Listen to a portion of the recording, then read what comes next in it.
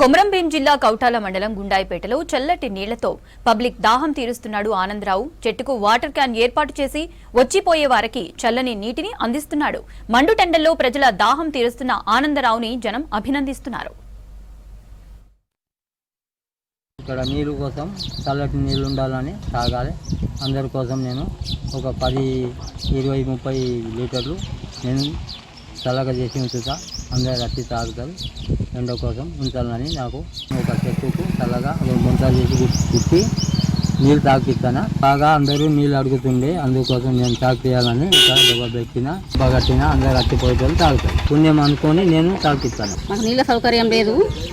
ఇక్కడ చెట్టుకు డబ్బా కట్టి నీళ్లు తాగుతాండ్రు. వచ్చినోళ్ళు పోయినారు, పెట్టిపోయిన పనికి వచ్చినోళ్ళు కూడా ఇట్లా నీళ్ళు తాగుతాను. సౌలత లేదు కాబట్టి అనంతరావు నాగపురి అనంతరావు ఇక్కడ పెట్టిండు డబ్బా.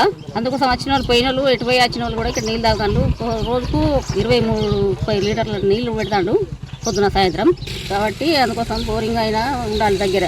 కొరియర్ బాయ్గా చేస్తున్నా. నేను రోజు ఊరు తిరుగుతాను. ఇక్కడ నీరు చలివేంద్రం ఏర్పాటు చేయించింది కాబట్టి రోజు ఇక్కడే తాగుతాను. నేను చాలా మంచిగా ఉంటాయి వాటర్. ఇక్కడ ప్రతి కొరియర్ బాయ్ వచ్చినా కూడా ఇక్కడ తాగి వెళ్తాడు. రోజు గుండాయిపేటకు వస్తూ ఉంటాము. ఆ ఊర్లో ఒక చెట్టుకు ఒక డబ్బలాగా ఏర్పాటు చేసిండు చలివేంద్రానికి. దానికి బుంత కట్టిండు. ఆ వాటర్ రోజు తాగుతామండి మేము. లోపల పోయినా కూడా ఎక్కడ దొరకడం లేదు. ఇక్కడ తాగి వెళ్తాం.